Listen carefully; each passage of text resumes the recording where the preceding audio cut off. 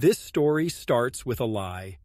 And not just any lie, but one so big, so deeply buried, I never saw it coming. A lie that shattered everything I believed about trust, loyalty, and the person I thought I knew better than anyone. It's about my boss, Tom, a man who was everything I wanted to be. And one day, I found out something that turned my world upside down. You won't believe what he did. I had just landed my first real job at a nonprofit. I was fresh out of college, excited, ready to make a difference. The work was meaningful, helping kids in need, providing resources for their future. Tom, the director, he was everything I thought a leader should be. Charismatic, caring, always listening. He made everyone feel important, like you mattered. He remembered the small things about you, your family, your struggles. He was a friend, a mentor, a role model. I trusted him completely. But trust can be a dangerous thing when the person you trust is hiding something. It started small, little things. Tom seemed uneasy whenever certain names came up. He'd avoid eye contact when budget discussions happened. I thought it was just stress. He was running the whole nonprofit after all. But one day, I found an email. It wasn't meant for me, but I saw it. In the email, Tom was talking to someone about the budget, more specifically about personal expenses. Large sums of money were being moved from our donations into another account, not for the kids, not for the nonprofit, for Tom, for himself. I was in shock. This couldn't be happening. He had always promised that 100% of the donations went to the kids. This wasn't just a mistake. This was deliberate. I couldn't stay silent.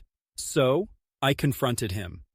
Tom, I said, my voice shaking, I know what you're doing. You're stealing from the kids, from all of us. He didn't react how I expected. He didn't get angry. He didn't deny it. He just smiled. A sad, almost regretful smile. You don't understand, he said.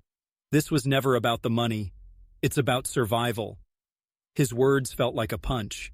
He told me he needed the money for the greater good, that it would all be paid back, that it was just a temporary loan. But I wasn't buying it. I was shaking now, but I couldn't back down. I'm reporting this. And then, he said something I'll never forget. You're too late, he whispered, his voice flat. It's already been done. Before I could process it, Tom stood up, walked over to his desk, and typed something on his computer. I watched as he hit send. He didn't even look at me when he said, "You can't stop it now." It wasn't until the next day that the full weight of his words hit me. The news broke. The nonprofit's funds were frozen, investigations were launched, but by then, Tom was gone. He'd already disappeared, leaving a trail of destruction behind. He'd taken millions, hidden them in offshore accounts, and wiped everything clean. I was left standing there, trying to make sense of it. The man who had been my mentor, my friend, had stolen everything.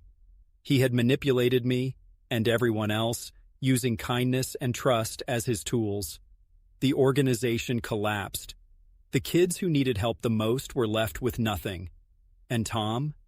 He vanished without a trace. But here's the kicker. It wasn't just the money. It was the betrayal. He wasn't just stealing from the nonprofit. He was stealing from all of us.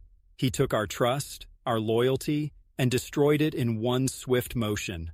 I've learned a lot since that day. The world isn't always what it seems. People can hide behind smiles, promises, and fake warmth. They can build an empire on lies, and you might not even see it until it's too late. But here's the truth. You can't trust anyone just because they're nice. You can't trust someone just because they make you feel important. I learned that the hard way.